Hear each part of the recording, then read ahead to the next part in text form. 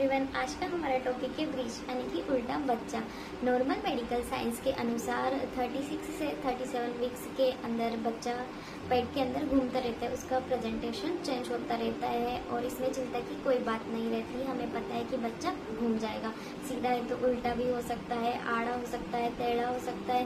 36 से 37 वीक्स तक बच्चा पेट के अंदर घूमता रहता है और ये एक नॉर्मल सी चीज होती है। लेकिन जैसे ही आपका 9वां महीना चालू होता है 37 वीक्स के बाद, तो बेबी की पोजीशन फिक्स हो जाती है। अगर वो आड़ा है तो आड़ा ही रहेगा, बेबी उल्टा है तो फिर वो उल्टा ही रहता है और यह हमें सोनोग्राफी के द्वारा ही पता चलता है।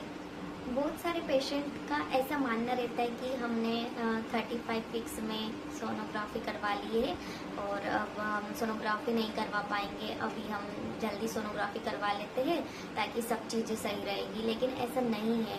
जब हमें पता है कि बच्चा घूमना ही है तो हमें सोनोग्राफी भी 37 वीक्स के बाद एक बार करवा लेनी चाहिए, क्योंकि पहले सोनोग्राफी करवाने से कोई मतलब नहीं रहता है। क्योंकि जनरली आपने देखा होगा कि जो भारी चीज रहती है वो नीचे साइड रहती है। जो बच्चा पेट के अंदर रहता है तो उस टाइम पे ना उसके बम्स छोटे रहते हैं और उसका हेड बड़ा रहता है, भारी रहता है उसकी बॉडी से।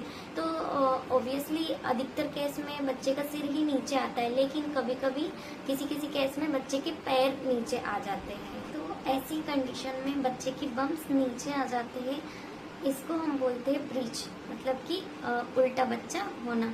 तो ब्रीच भी 3 टाइप के होते हैं, जिसमें एक है कंप्लीट ब्रीच। उसमें बच्चा यूट्रस के अंदर पालकी बना के बैठा हुआ होता है इस टाइप से। तो ऐसे में इतनी बड़ी चीज नीचे के रास्ते से नीचे बाहर कैसे आएगी, नहीं आ सकती है। तो ऐसी कंडीशन में क्या होता है, कभी कभी बच्चे का एक पैर वेजाइना के थ्रू बाहर आ जाता है और ऐसी कंडीशन में बाहर का जो एटमॉस्फेयर है उसके कारण सडनली बच्चे को जो है उसकी बॉडी में इन्फेक्शन हो जाता है और सडनली बच्चे की डेथ भी हो सकती है। तो यह बहुत ही इमरजेंसी कंडीशन होती है। सेकेंड होता है फ्रैंक ब्रीच। ऐसे में बच्चे अपने पैरों को सिर के पास लेके चला जाता है और यूट्रस के अंदर ज्यादा जगह नहीं होती, तो बच्चा सीजेरियन या नॉर्मल डिलीवरी के बाद भी काफी घंटों तक ऐसे ही रहता है, अपने पैरों को ऊपर करके रखता है।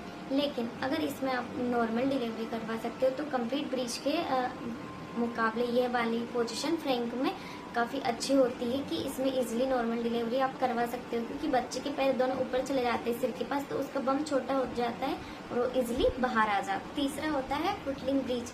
इस कंडीशन में भी बेबी का एक पैर वेजाइना के थ्रू बाहर आ जाता है। जैसे कि मैंने बताया था, कंप्लीट ब्रीच में भी यही होता है और यह बहुत ही इमरजेंसी कंडीशन होती है। ऐसी कंडीशन में बच्चे का एक पैर बाहर आ जाते हो तो आपको तुरंत हाथों हाथ हॉस्पिटल पहुंचना रहता है। वो भी आपका लक है कि तुरंत आपकी सिजेरियन डिलीवरी हो जाए, वरना कुछ ही मिनट के बाद अगर बेबी का पैर बाहर आ जाए तो बेबी की डेथ हो सकती है।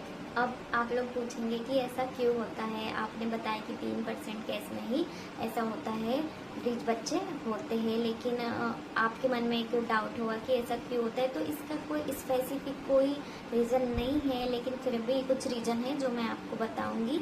तो ऐसा किस केस में होता है, एक तो जब पेट के अंदर पानी कम हो जाता है तो ऐसी कंडीशन में भी उल्टा बच्चा होने के चांसेस हो जाते हैं, क्योंकि पहले जब बेबी का हेड बड़ा होता है, बम्स छोटे होते हैं, लेकिन अब अगर पेट में पानी कम रहेगा तो फिर बच्चा घूम नहीं पाएगा। तो ऐसी कंडीशन में भी बेबी के उल्टा होने के चांस रहते हैं, या फिर आपकी कुछ हिस्ट्री रही हो ब्रीच बच्चा होने की तो ऐसे में भी आपको होने के चांस रहते हैं। या फिर ट्विंस हो तो ऐसी कंडीशन में भी दोनों बच्चे के हेड नीचे एक साथ नहीं रह सकते, या तो एक उल्टा रहेगा और एक जनरली उल्टे बच्चे कौन पैदा होते हैं, जो प्रीमेच्योर होते हैं। तो नेक्स्ट कोर्स क्या हो गया हमारा कि जो बेबी प्रीमेच्योर होते हैं वो उल्टे पैदा होते हैं, मतलब टाइम से पहले डिलीवरी हो जाना। और उसके लिए मैं आपका एक अलग से वीडियो बना दूंगी कि टाइम से पहले डिलीवरी क्यों होती है, क्या रीज़न है, उसका अलग से आपको एक वीडियो मिल जाएगा इसी चैनल पे।